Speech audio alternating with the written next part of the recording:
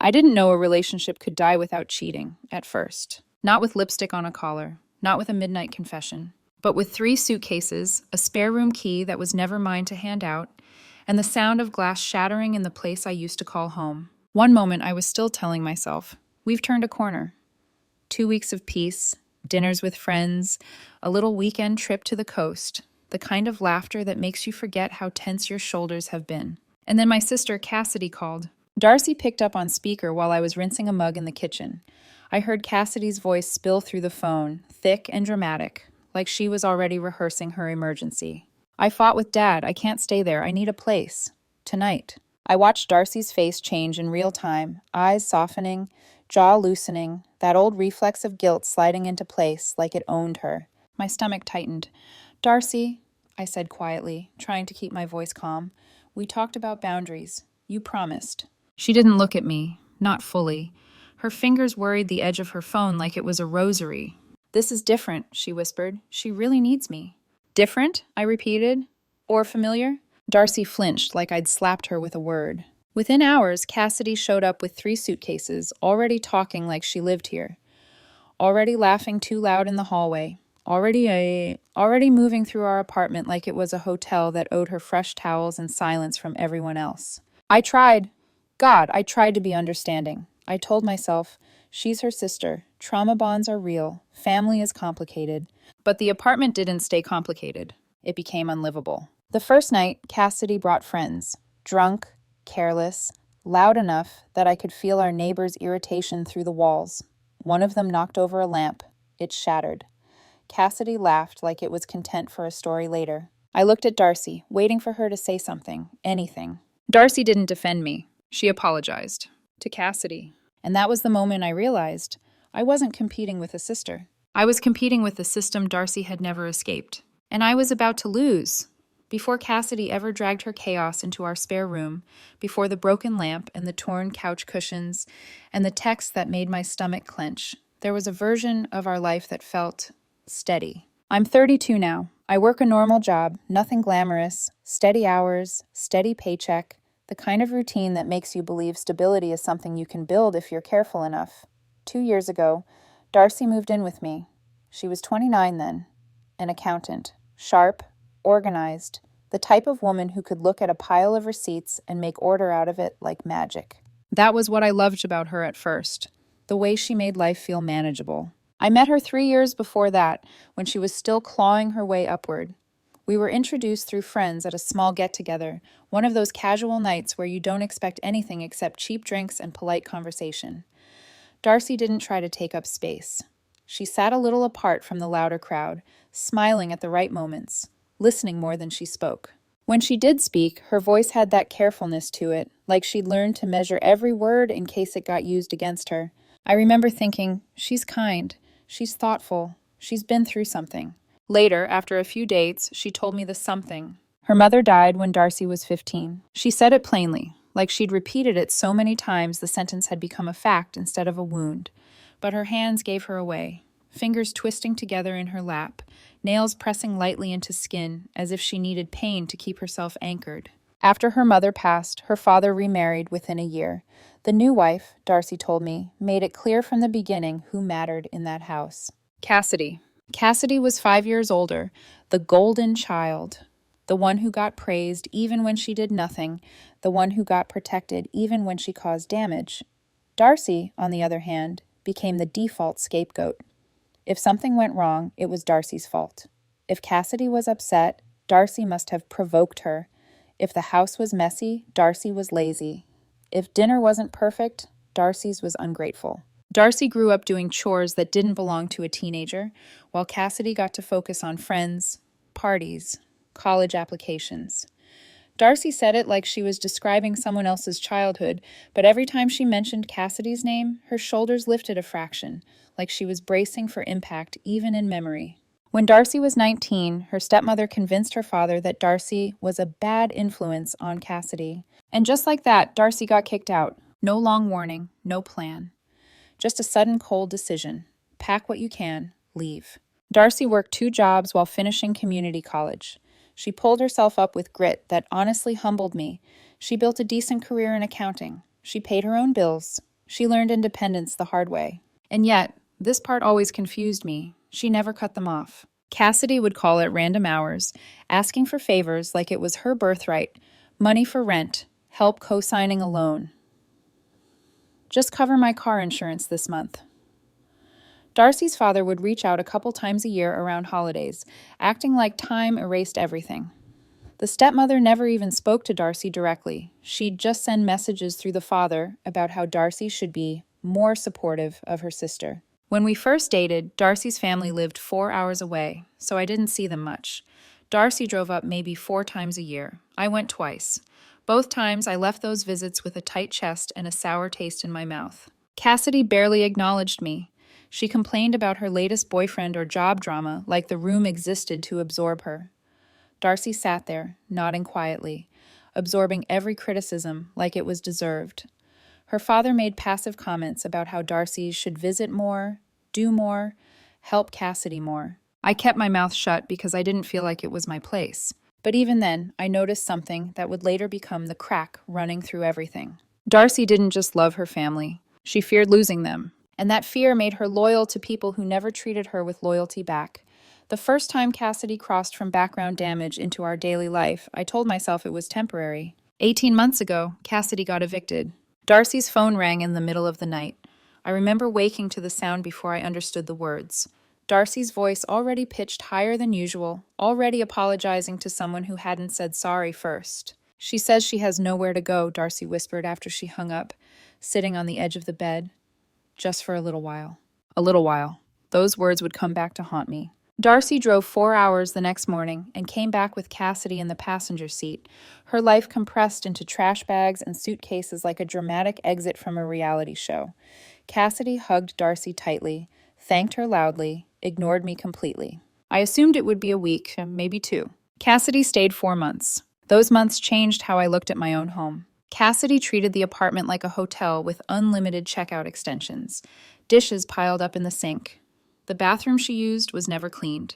She helped herself to food without replacing it, turned the living room into her personal hangout, and invited friends over without asking. I paid the full rent. It was my apartment.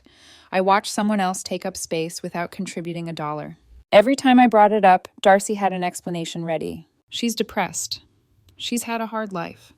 She just needs time to get back on her feet. I tried to be patient. I really did. I told myself this was what supporting a partner looked like. That love sometimes meant tolerating inconvenience. But inconvenience became resentment when I realized Cassidy wasn't trying to leave. She finally moved out when she started dating a guy with his own apartment, after knowing him for 3 weeks. Just like that, she packed her things and vanished, leaving behind empty drawers, clutter, and the faint sense that we'd survived a storm. Darcy went quiet after Cassidy left. I thought she was just processing. I was wrong. Cassidy didn't move out of our lives. She just changed her schedule. She started showing up every other weekend, sometimes without calling. She expected Darcy to be available, to listen, to help. Money requests didn't stop. One month, Darcy sent her $800 for what she claimed was an emergency car repair. I found out later, through Cassidy's own social media, that the money funded a trip to Las Vegas with her boyfriend. That was the first time I started tracking numbers. I didn't do it to control Darcy. I did it because we'd been talking about buying a house. Because savings matter when you're building a future. Over 6 months, Darcy sent Cassidy nearly $4,000. When I showed Darcy the total, she didn't look shocked. She looked offended. "It's my money," she snapped. "I can spend it how I want." I wasn't arguing that point. I was arguing reality. Meanwhile, Cassidy's visits increased. After her next breakup, she was back every weekend. Friday night arrivals, Sunday night departures. Darcy rearranged everything around her. Plans canceled, dinners postponed, weekends rewritten. I started sleeping at my brother's place just to breathe. What disturbed me most wasn't the mess or the money. It was how Cassidy spoke to Darcy. She criticized everything. Our apartment, Darcy's job, her clothes, her cooking. She compared her to their late mother in ways that felt designed to wound. Darcy never defended herself. She stared at the floor, absorbed it all. When I suggested boundaries, Darcy agreed in theory. In reality, nothing changed. And slowly, quietly, I began to understand something terrifying. Cassidy didn't just need Darcy. She needed Darcy small. And Darcy had been trained her entire life to stay that way. The night everything finally broke didn't start with yelling. It started with laughter. Too loud, too careless, the kind that spills into hallways and seeps through walls whether you want it to or not. It was a Friday. I remember because I had just finished a long week and was actually looking forward to a quiet night in. Darcy had mentioned Cassidy might stop by, but she said it quickly, like if she didn't linger on the words, they wouldn't matter. Around 9, the front door opened hard. Cassidy came in swaying, already drunk, with 2 friends I'd never met. They smelled like alcohol and perfume layered over something sour. One of them kicked their shoes off in the entryway like this was their place. "Party's here," Cassidy announced, laughing. I felt my jaw tighten. "Hey," I said, keeping my voice even. "It's late. We've had noise complaints before." Cassidy rolled her eyes. "Relax. You're such a bore." Darcy hovered behind her sister, arms folded tightly, eyes darting between us, like she was waiting for a script to appear. The music went on. The voices got louder. At one point, one of Cassidy's friends leaned back too far on the living room chair and tipped over a lamp. It hit the floor and shattered, glass spraying across the hardwood. For a split second, everything went silent. Then Cassidy laughed. "Oh my God," she said, wiping tears from her eyes. "It's just a lamp." Something inside me snapped, not explosively, but cleanly, like a thread finally giving way. "That lamp matters," I said. "This is my apartment." Cassidy turned to Darcy, not me. "Can you believe this?" she scoffed. "He's acting like we burned the place down." I looked at Darcy, really looked at her. This was the moment, the line in the sand. All she had to do was say, "Stop. You crossed a line." Darcy opened her mouth and apologized. "I'm sorry," she said to Cassidy, voice small. "He's just stressed." I felt heat rush to my face. My heart started pounding, not with rage, but with something colder. Humiliation. I told them to quiet down. Cassidy told me to lighten up. Her friends laughed like this was entertainment. When the neighbors knocked on the wall, I knew we were one complaint away from real consequences. That night ended with me standing in the kitchen, hands shaking, listening to noise I couldn't escape in my own home. When they finally left, the apartment felt wrong. Too loud in its silence, too broken to pretend nothing happened. I turned to Darcy. "I can't do this anymore," I said. "I can't live like this." She cried immediately. Big, desperate sobs. She said I was forcing her to choose between her family and her relationship.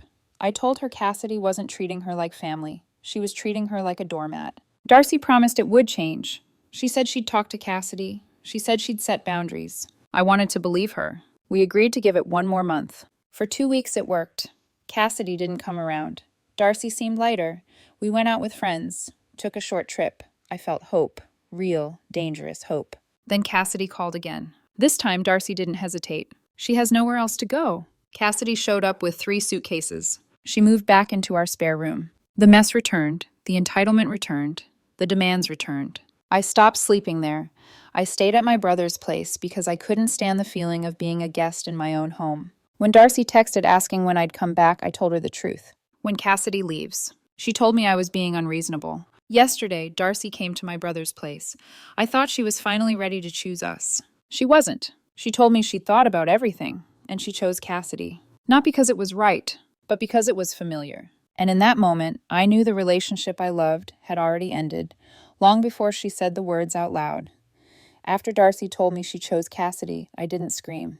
I didn't beg. I didn't collapse the way I thought I might after holding so much tension in my body for so long. I just felt hollow. She stood in my brother's living room, twisting her fingers together, eyes red but strangely determined, like she had rehearsed this speech in her head until it sounded like survival instead of surrender. "She needs me right now," Darcy said. "If you can't accept that, maybe we're not meant to be together." I stared at her, trying to reconcile this woman with the one I used to know. The one who laughed quietly at dumb jokes, who organized our bills down to the cent, who cried during commercials about lost dogs. "Do you hear yourself?" I asked softly. "You're choosing someone who destroys your life over someone who's been trying to protect it." She shook her head. "You don't understand. You come from a normal family." That word, normal, hung between us like an accusation. I wanted to tell her that no family is normal, that pain isn't a competition. But I also understood something in that moment that I hadn't before. Darcy didn't want understanding. She wanted permission to keep sacrificing herself. I left without another argument. For 2 weeks, Darcy called constantly. Texts poured in, long messages about love, about needing to talk, about working things out.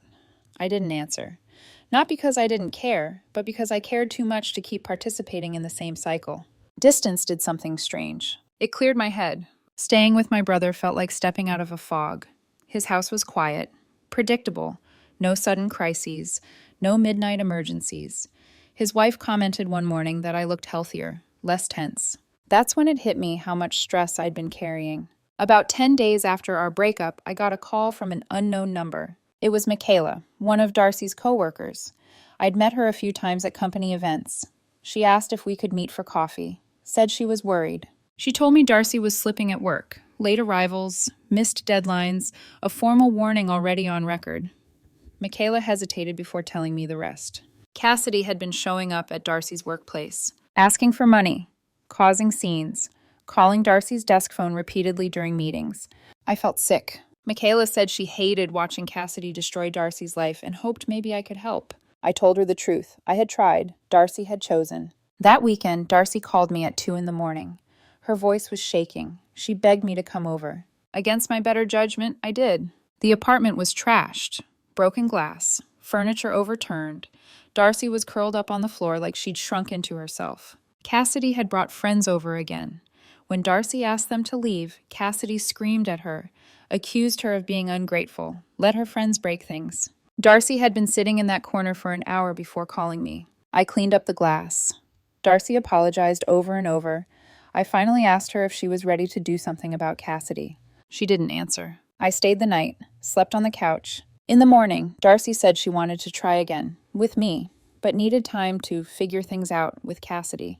That was when I understood something painful and final. Time was the only thing she'd been asking for all along. Time to stay stuck. I told her I was done waiting. She cried, accused me of abandoning her. I reminded her she'd already chosen. And when I left that morning, I knew, even if it hurt, I was finally choosing myself. Once I walked away for the second time, the fallout didn't come all at once. It came in waves, each one heavier, messier, and more revealing than the last. I told Darcy I would pay my half of the rent through the end of the lease, but I wouldn't live there anymore. That felt fair, clean, adult. I wasn't trying to punish her. I just needed distance from a situation that was eroding me. For a few days, things were quiet. Then her father called. I recognized the number immediately and hesitated before answering. Part of me already knew how this conversation would go, but another part, some stubborn sense of responsibility, picked up anyway. He didn't ask how I was. He didn't ask what had happened. He launched straight into anger. "You're being selfish," he said. "Walking away when Darcy needs support. Family comes first." I stood in my brother's kitchen, phone pressed to my ear, staring at a crack in the wall, like it might explain how this man could be so blind. "Does family include letting your older daughter trash our apartment with drunk friends?" I asked calmly. "Does it include stealing money and terrorizing your younger daughter?" There was a pause, then a dismissive sigh. "Accidents happen," he said. "You're blowing things out of proportion." That was when something inside me finally shut off. I told him Cassidy was a grown woman, exploiting Darcy's guilt and trauma, that Darcy had been conditioned her entire life to accept abuse as love. He exploded, said I didn't understand their family dynamics. He was right. I didn't, because to understand them would require accepting cruelty as normal. I hung up. A few days later, Michaela called again. Darcy had been put on a formal performance improvement plan at work. 30 days, one last chance. Cassidy had shown up at the office again, so disruptive that security had escorted her out. Darcy's boss made it clear. One more incident and she was done. Michaela's voice dropped when she told me Darcy had started asking coworkers for small amounts of money. $20, $30, gas money, lunch money. I could picture it too easily. Darcy shrinking herself, apologizing for existing, trying to keep Cassidy calm by bleeding herself dry in tiny increments. Then Darcy showed up at my brother's house. She looked unwell. Dark circles under her eyes, weight lost in a way that didn't look intentional. Her hands trembled when she clasped them together. Cassidy had finally left, she said, after another blow-up, after stealing cash from Darcy's wallet, after telling her she was a terrible sister who didn't deserve family. Darcy wanted to try again. I asked one question. Is Cassidy gone for good? She didn't know. That answer told me everything. Even when Cassidy wasn't physically present, she still owned Darcy's decisions, her fear, her guilt. I told Darcy I couldn't do this anymore, that even with Cassidy gone, the damage was done. Darcy asked me what she was supposed to do. And for the first time, I didn't offer solutions. That's something you need to figure out on your own. She left. Then the truth kept unraveling. Weeks later, Michaela told me Darcy had lost her job. 6 years, gone. Missed meetings, costly errors, no more chances. She also told me Darcy was seeing someone else, a coworker, a man named Stefan. The timeline didn't sit right. It gnawed at me until I made the mistake of looking. Social media confirmed it. Photos, captions, comments that suggested something had been building long before we ended. They worked together, ate lunch together, drank together. I felt nauseous. Had the chaos with Cassidy been the only reason our relationship fell apart? Or had Darcy already emotionally left? When Cassidy reached out, accusing Darcy of lies, claiming she was the real victim, I ignored her. But curiosity pushed me to call Darcy's father again. He told me Darcy had been causing trouble, demanding he confront Cassidy. He didn't believe her. He also mentioned Darcy's new supportive boyfriend. Supportive. I wondered how supportive someone could be if the problems never stopped. The answer came soon enough. Darcy texted me from a new number. Things with Stefan weren't working. He didn't want family drama. He wanted Cassidy gone. The same boundary. The same refusal. Darcy admitted she'd gotten close to Stefan before we broke up. Said nothing physical happened until after. Said she'd been confused. Said she thought she'd been with the wrong person. I told her the truth. She had checked out months ago. I blocked her again. And still, the spiral continued. Darcy got a DUI. Her second. Lost her license. Lost Stefan. Lost stability. Cassidy moved back in. Their father cut contact entirely. By the time Michaela told me all this, I felt more sad than angry. Not because Darcy didn't deserve consequences, but because she had been raised to believe this was all she was worth. The lowest point didn't come with a dramatic confrontation. It came quietly, on an ordinary night, when I realized how close I'd come to losing myself trying to save someone who didn't want saving. It was late. I was alone in my new apartment, half-unpacked boxes stacked against the wall, the smell of cardboard and unfamiliar air clinging to everything. I sat on the floor with my back against the couch, phone in my hand, rereading the same message from Michaela for the third time. Darcy had been arrested for a DUI. Her second. Cassidy had moved back in with her. Their father wasn't speaking to either of them anymore. Stefan was gone. It felt like watching a slow-motion collapse from a distance, powerless to intervene and unwilling to step back into the wreckage. I closed my eyes and tried to breathe. My chest felt tight, not from longing, but from a strange, delayed grief. Not just for Darcy, but for the version of myself that believed love could fix anything, that patience could outlast damage, that if I explained things clearly enough, showed enough compassion, sacrificed enough comfort, someone else would eventually choose health over harm.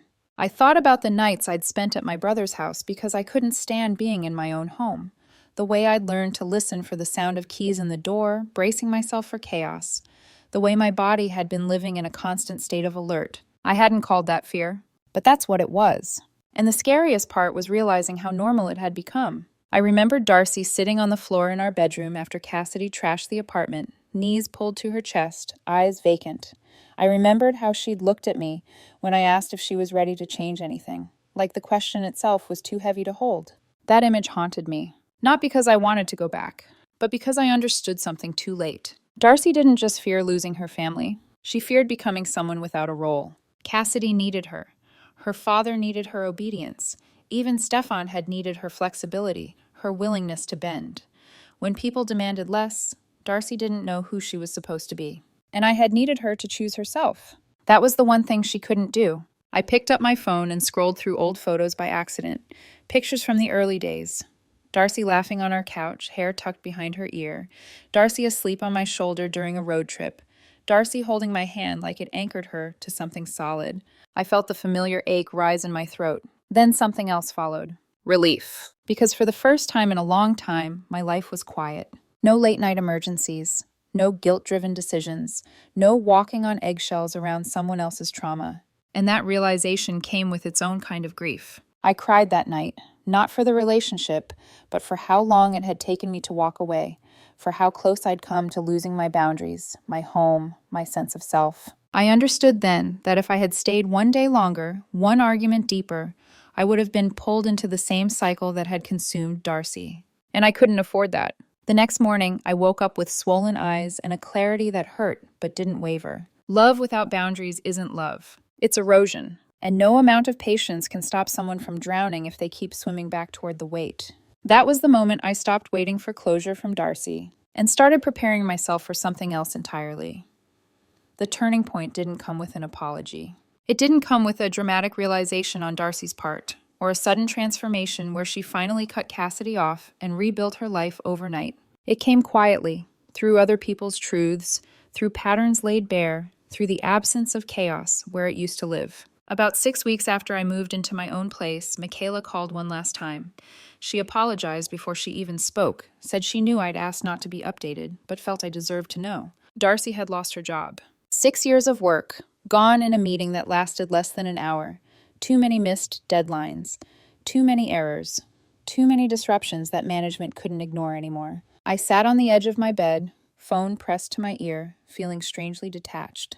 It should have devastated me. Instead, it clarified everything. Michaela went on, hesitating, choosing her words carefully. Cassidy had moved back in almost immediately. Darcy was surviving on unemployment benefits and what little savings she had left. Their father had stopped taking calls altogether. And then there was something else. Darcy had been asking about me. Not casually. Desperately. She wanted to know if I was dating anyone, if I'd moved on, if there was still a chance. I thanked Michaela and ended the call. Later that day, Darcy emailed me. She must have remembered my address from when we were together. The email was long, rambling, heavy with regret. She admitted she'd prioritized Cassidy over me. Admitted she'd crossed emotional boundaries with Stefan before we broke up. Admitted she was finally seeing a counselor through a community program. She said she'd blocked Cassidy's number. Said she'd stopped talking to her father. Said she was starting to understand why she let people treat her the way they did. She ended the email by telling me she didn't expect a response. She just needed me to know she was sorry and that I deserved better. I read it 3 times. Then I didn't reply. Not because it wasn't sincere, but because sincerity doesn't erase damage. A week later, I ran into a mutual friend at a bar. He mentioned seeing Darcy recently, working part-time retail, living in a smaller apartment. Cassidy had moved out again, not because Darcy set boundaries, but because there was nothing left to take. The friend asked if I ever thought about reaching out. I told him the truth. I hope she gets better. I just can't be part of that story anymore. He nodded, then added something that sealed it for me. Darcy had told him Stefan only wanted someone easy to manipulate, someone who would support him financially. He'd gotten angry when she couldn't. I didn't feel smug hearing that. I felt resolved. Darcy had repeated the same pattern with different people because the pattern was familiar. Pain, control, conditional affection. Those were the languages she'd been taught. And here was the truth I finally accepted. I wasn't the villain for refusing to speak that language. I didn't need Darcy to understand me anymore. I needed to understand myself. And what I understood, fully, clearly, was that walking away wasn't abandonment. It was survival. The consequences didn't explode. They collapsed. Quietly, publicly, inevitably. Once Darcy lost her job, everything that had been propped up by routine and appearances gave way. Without the structure of work, without a paycheck steady enough to mask the drain, the reality she'd been avoiding for years had nowhere left to hide. Cassidy stayed for a while. Not out of loyalty, not out of sisterhood, but because there was still something left to take. Unemployment checks, the last scraps of savings, Darcy's car, now that she couldn't legally drive it herself. According to Michaela, Cassidy treated Darcy less like family and more like a resource running dry. Arguments became louder, accusations sharper. The same words Cassidy had always used, ungrateful, selfish, dramatic, were thrown with more venom now that Darcy no longer had anything to cushion the blows. Their father didn't intervene. He didn't call. He didn't check in. The man who once lectured me about family loyalty washed his hands of both daughters the moment things became inconvenient. That silence said more than any confrontation ever could. Eventually, Cassidy left again, not because Darcy stood up for herself, but because there was nothing left worth staying for. No money, no stability, no buffer between her and consequences. Cassidy landed back at their father's house. Darcy didn't. That detail mattered. For the first time, Darcy was truly alone. No partner absorbing the damage. No job to distract her. No sister siphoning resources while pretending it was love. Just the echo of choices she'd made and the fallout they left behind. People noticed. Mutual friends stopped asking about reconciliation and started speaking in past tense. Invitations stopped coming. Not out of cruelty, but exhaustion. Everyone had spent years watching the same cycle repeat. Darcy became a cautionary story told softly. She's struggling. She's working retail now. She looks tired. Meanwhile, my life moved forward in a way that felt almost unsettling in its calm. I unpacked my apartment slowly, deliberately. I bought furniture I liked, instead of what would survive someone else's chaos. I slept through the night. I cooked meals without bracing for interruption. I didn't celebrate Darcy's downfall, but I didn't rush to rescue her either. That distance made the imbalance impossible to ignore. Darcy had always asked people to stay while she stayed the same. I had finally refused. The last time her name came up, it was through my sister-in-law.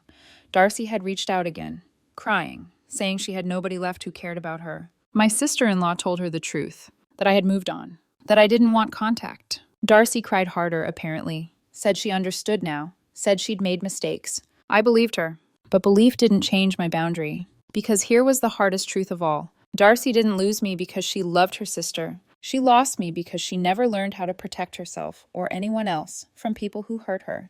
And I couldn't keep paying the price for that. The fallout wasn't vengeance. It was gravity. And gravity always pulls things where they're meant to land. The anniversary notification came up on my phone without warning. A photo from 5 years ago, Darcy and me on a couch that no longer existed, smiling at a future we both thought we could build if we just tried hard enough. I stared at it for a long time. Not with anger. Not even with sadness. With clarity. I barely recognized the woman I'd been back then. The version of me who believed love meant endurance. Who mistook patience for virtue even when it came at the cost of peace. I'd been so sure that showing up consistently would eventually teach Darcy how to choose differently. But love doesn't rewire survival instincts shaped by years of damage. People don't leave cycles because someone asks them to. They leave when staying becomes more painful than change. Darcy didn't choose Cassidy because she was evil or weak. She chose familiarity over healing, and I chose myself. Today my life is quieter. I'm dating someone new. Nothing dramatic, nothing consuming. There are no midnight emergencies, no guilt-fueled obligations, no competition with someone else's trauma. We talk about normal things, vacations, furniture, what to cook on Sunday nights. Sometimes I wonder if Darcy ever fully cut ties with Cassidy. Mostly I don't, because that chapter is closed. The lesson I carry forward is simple, but it cost me years to learn. You cannot save someone who doesn't want to be saved. You cannot love someone into setting boundaries they're afraid to enforce, and choosing yourself is not abandonment, it's survival. If you're watching this and living inside a relationship where toxic family dynamics rule every decision, hear this clearly. It's okay to walk away. Love should feel like partnership, not rescue. And sometimes, the bravest thing you can do is stop setting yourself on fire to keep someone else warm.